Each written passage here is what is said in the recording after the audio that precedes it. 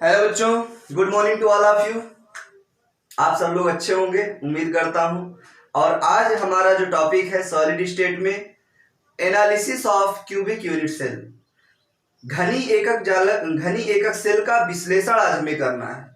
और उसमें सबसे पहला पॉइंट हम पढ़ेंगे relation between atomic radius and its length.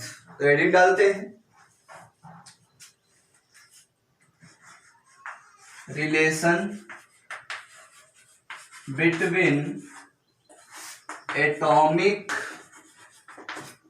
Radius and its length. परमाणविक त्रिज्या और कोर लंबाई में संबंध। ठीक है, आइए देखते हैं। तो ये संबंध में 3 के लिए निकालना है। सबसे पहले मैंने बताया था सिंपल क्यूबिक यूनिट सेल के लिए निकालना है। दूसरा body centred cubic unit cell के लिए निकालना है। और तीसरा जो निकालना है किसके लिए निकालना है, face centred cubic unit cell के लिए। मतलब 3 के लिए संबंध निकालना है, सिंपल, बॉडी सेंटर्ड और फेस सेंटर्ड। तीनों के लिए रिलेशन बिटवीन हमारा क्या atomic radius and its length, तीनों के लिए निकालना है। तो आइए बात करते हैं तीनों में। बच्चों सिंपल अगर हो तो सिंपल हम कैसे कहेंगे, उस विषय पे जानना है, जरा देखना है। तो आइए हेडिंग डालते हैं हम लोग, सिंपल के लिए रिलेशन निकालते हैं। सिंपल के लिए रिलेशन कैसे निकलेगा, ध्यानपूर्वक देखिए, समझिए और सीखिए। सिंपल के लिए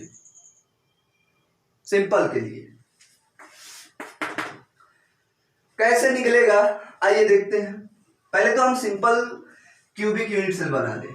जैसे हमने ऐसे ऐसे किया,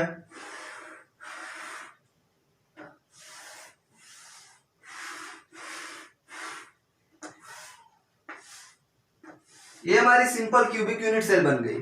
क्या बन गई, सिंपल क्यूबिक यूनिट सेल।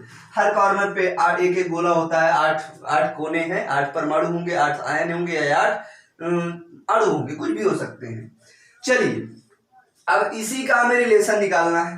तो ये सिंपल है, यहाँ मैं पढ़ा चुका हूं आपको कि यहाँ हर जगह कोने पर क्या होंगे, 8 एटम होंगे, क्योंकि 8 कोने हैं, 8 एटम होंगे। और ये एटम इतने बड़े होंगे कि एक दूसरे को टच करते रहें। ठीक है, अब आइए इसी के एक बार और बनाते हैं, फिर उसमें संबंध बताता हूं।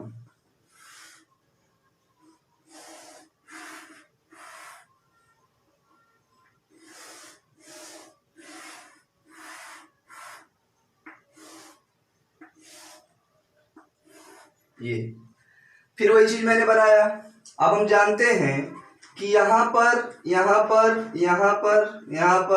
हर एक कॉर्नर पर एक एक एटम लगा हुआ है, वही सेम चीज है, अभी कुछ अंतर नहीं है। अब अगर हमें कोर लंबाई और परमाणविक त्रिज्या देखना है, तो चूंकि हम जानते हैं क्यूब है, घन है, इसकी लंबाई चौड़ाई ऊंचाई सब क्या है, बराबर है।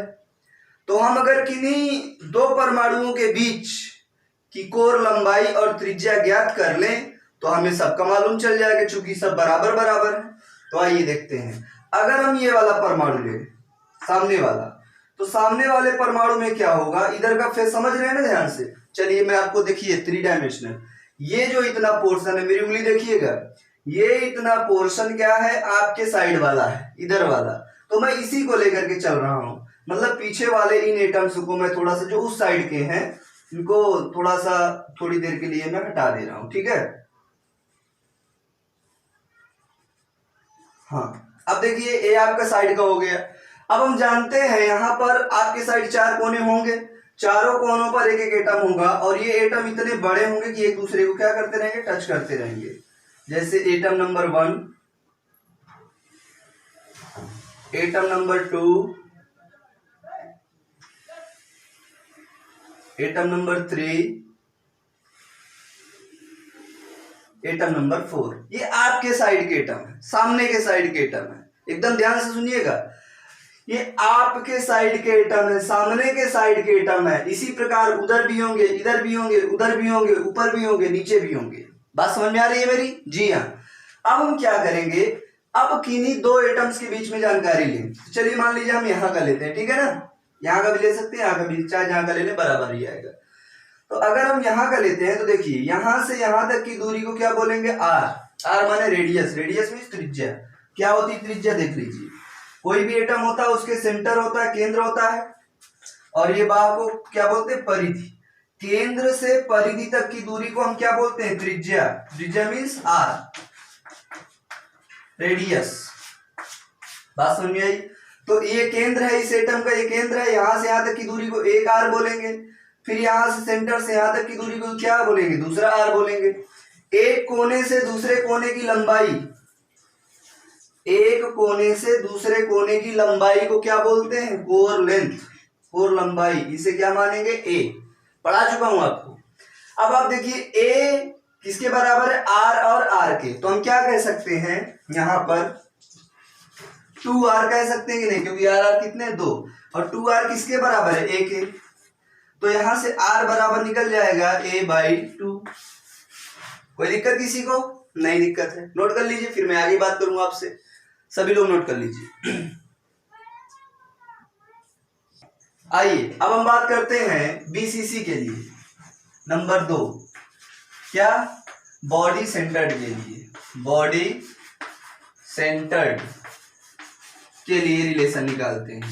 सबसे पहले आप जानिए बॉडी सेंटर्ड क्या होता है, सभी को पता है।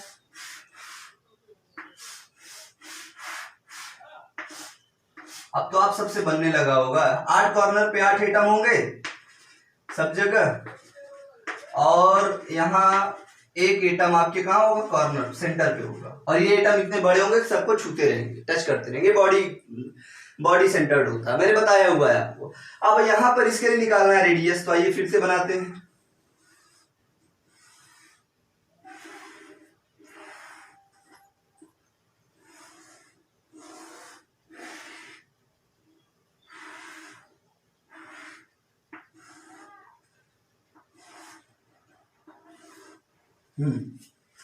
यहां पर आप जानते हैं हर जगह एटम रहते हैं।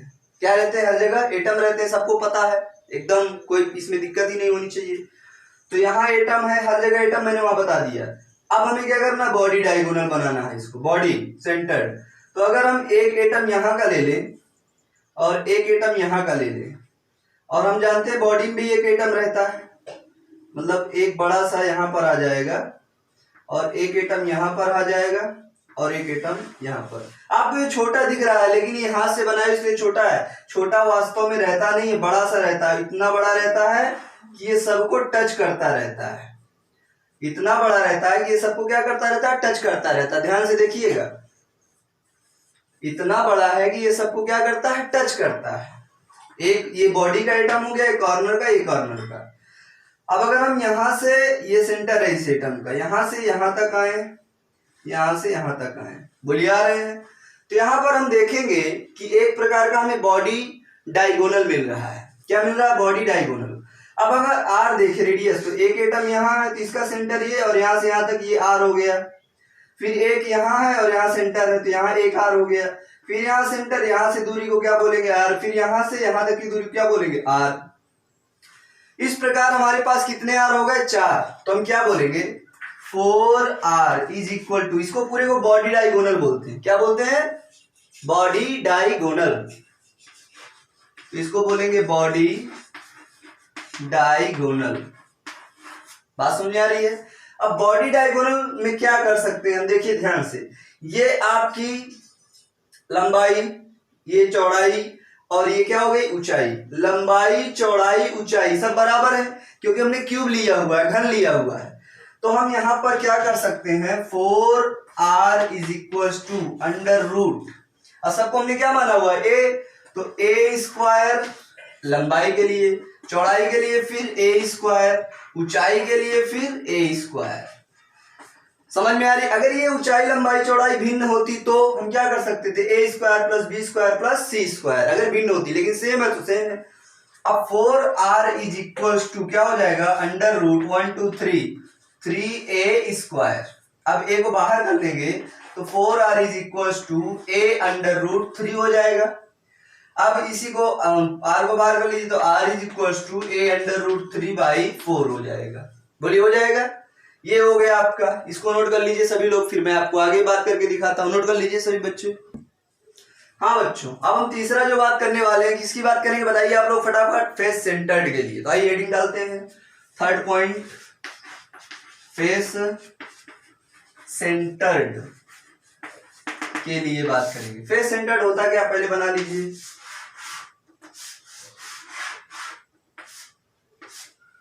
हम पता है 8 कॉर्नर पे 8 एटम,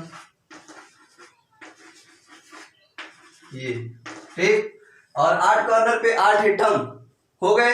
अब फेस पे मतलब ये कितने फेस होते हैं? 6 फलक होते हैं, 6 फलकों पर एक एक एटम। एक यहाँ कर दो, एक यहाँ कर दो, एक यहाँ कर दो, एक यहाँ कर दो, एक आपके सामने कर दो, एक आपके विपरीत कर दो। ये मैं पढ़ा चुका हूं आपको, पिछला लेक्चर देख सकते हैं। अब इसी के लिए हमें रिलेशन निकालना है, चलिए निकालते हैं। एक और बनाते हैं डायग्राम।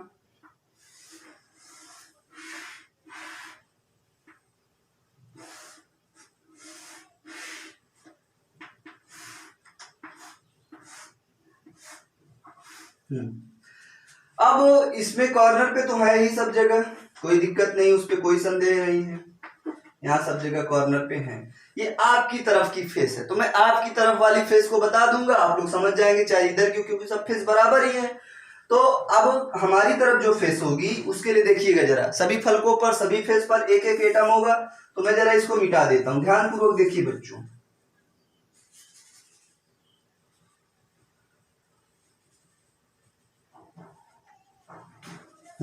ये अब देखिए, ये फेस कहाँ की नजर आ रही? आपकी तरफ की ये वाली फेस नजर आ रही है। अब मैंने क्या कहा था, सभी फेस पर एक एक एटम होगा। बोलिए होगा कि नहीं होगा भाई? यहाँ भी एक एटम होगा, यहाँ भी होगा, यहाँ भी होगा, यहाँ कॉर्नर पे, यहाँ यहाँ यहाँ सभी कॉर्नर पे एक एक एटम होगा। 8 कॉर्नर 8 एटम, और एक फेस पर भी तो होगा, इस फेस पर होगा, इसके पीछे होगा, इसके उधर होगा, इसके दाएं ऊपर सब जगह होगा। 6 फेस है, 6 फलक है, सभी फलकों पर एक एक एटम। तो मैं क्या कह रहा हूं, ध्यान पूर्वक सुनिए। अगर एक एटम हमारा इस कॉर्नर पे है, सभी की साइज बराबर होगी, हाथ से बन रहा हो सकता है कुछ गड़बड़ हो, और दूसरा एटम इस कॉर्नर पे होगा, चलिए साइज बराबर कर देते हैं, और एक जो यहां पर होगा बीच में, वो उसकी साइज थोड़ा सा, एक प्रॉब्लम आ गई, दूसरा बनाते हैं एटम्स के लिए। ये हो गया और ये हो गया, ये हो गया, ठीक है। आपको क्या करना है, सामने वाली फेस के लिए इनको हटा देना है, ठीक, ये आपने यहां से हटा दिया, ठीक है। अब करना क्या है बच्चों, अब हमें बनाना है, तो एक तो एटम यहां पर होगा, यहां पर एक एटम यहां पर होगा, और दूसरा कहाँ होगा, यहाँ पर होगा। इसका साइज थोड़ा और बड़ा कर लेते हैं, क्योंकि सब बराबर रहेंगे तो ज्यादा बेटर पड़ेगा। नहीं कहेंगे सर आप छोटा बड़ा क्यों बना रहे हैं, अब तुमको क्या पता कि हाथ है, हाथ से छोटा भी बन जाता है और बड़ा भी। अब देखिए सेम लगने लगे कुछ, ठीक है। तो बच्चों ये हो गया। अब यहाँ का सेंटर ये है, इस एटम का, इस एटम का सेंटर ये है, और इस एटम का सेंटर ये है। इधर भी होंगे एटम सेम होंगे, इधर भी होंगे, चाहे इधर चले जाइए आपको सेम एटम ही मिलेंगे। फिलहाल मैं एक करके बता रहा हूं। यहाँ का सेंटर है, तो यहां से यहां तक की जो दूरी होगी उसे r बोलेंगे। यहां से यहां तक की दूरी को फिर क्या बोलेंगे, r। यहां से यहां तक की दूरी को फिर क्या बोलेंगे, r मीन्स रेडियस, त्रिज्या। फिर यहां से यहां तक की दूरी क्या बोलेंगे, r। समझ पा रहे हैं बात को? अब यहां से आप देखिए, ये दूरी और ये दूरी, ये ट्राइंगल बन गई कि नहीं बनी, त्रिभुज बनी, बिल्कुल बनी। तो हम क्या कह सकते हैं, ट्राइंगल बन गया। क्या बन गया, ट्राइंगल बना कि नहीं बना, ट्राइंगल बन गया। अब हमें क्या करना है बच्चों, ट्राइंगल बनाने के बाद देखना है कि ये जो हमारा ये कोण है, क्या बच्चों, कोण है, ये कितने डिग्री का है, 90 डिग्री का, 90 डिग्री का। और ये इसकी लेंथ यहां से यहां तक की दूरी क्या है भाई, यहां से यहां तक की दूरी क्या है, a, और ऊपर से नीचे तक की दूरी भी क्या है, a है। तो अब इसके लिए पाइथागोरस प्रमेय हम लोग जानते हैं। अगर ये a तो ये यहाँ का जो होगा ये कितना होगा, √a² प्लस ए स्क्वायर। अगर ये दोनों बराबर ना होते, सपोज बराबर ना होते, जैसे ये ए होता, ये बी होता और ये 90 डिग्री होता, तो हम क्या कह सकते हैं, under root a square plus B square हो जाता। कोई दिक्कत नहीं है ना। तो ये वाली वैल्यू हमें रखना है क्योंकि ये है यहाँ पर। तो क्या करेंगे, आर 1 2 3 4 आर हमारे पास आ गए। कितने आर आ गए, 4। तो बोलेंगे 4r इज इक्वल टू, इसके बराबर होंगे भाई, क्योंकि ए समझना ध्यान से, ये आ गया। तो और ये पूरी दूरी क्या कहलाएगी, under root a square plus a square, यहां से यहां तक की दूरी को ये बोलेंगे। तो कहेंगे 4r is equal to under root a square plus a square, दोनों को ऐड कर देंगे तो 4r is equal to under root 2a square. बाहर करेंगे ए को तो क्या हो जाएगा, 4r इज इक्वल टू ए बाहर आ जाएगा ना, तो a अंडर रूट 2 हो जाएगा। अगर हम r इज इक्वल टू करें तो a अंडर रूट 2/4। किसी बच्चे को कोई समस्या है क्या, बोलेंगे नहीं। r is equal to a under root 2/4 आ गया, किसके लिए, फेस सेंटर्ड के लिए। तो बच्चों ये थी हमारी relation between atomic radius and edge length. बात समझ में आई। तो आपको अगर क्लास पसंद आई है तो नोट्स बना लीजिए बढ़िया सा, चैनल को लाइक कर लीजिए, सब्सक्राइब कर लीजिए और शेयर कर लीजिए। क्यों मैं ऐसा कह रहा हूं, क्योंकि जब भी हम यहाँ से कोई लेक्चर अपलोड करेंगे तो आपके पास तुरंत नोटिफिकेशन पहुंच जाएगा और आप घर बैठे एक बेहतरीन पढ़ाई पा सकते हैं। तो आप सभी से मेरा निवेदन है, चैनल को लाइक सब्सक्राइब और शेयर करें, अधिक से अधिक बच्चों को बताएं। काफी सारे बच्चों को पता भी नहीं है अभी कि सर पढ़ा रहे हैं, तो मेरे आपसे अनुरोध है कि आप सभी को बताएं इस विषय में और चैनल को लाइक सब्सक्राइब करें। मैं फिर मिलूंगा अगले लेक्चर में, अगले वीडियो में, तब तक के लिए हरिओम।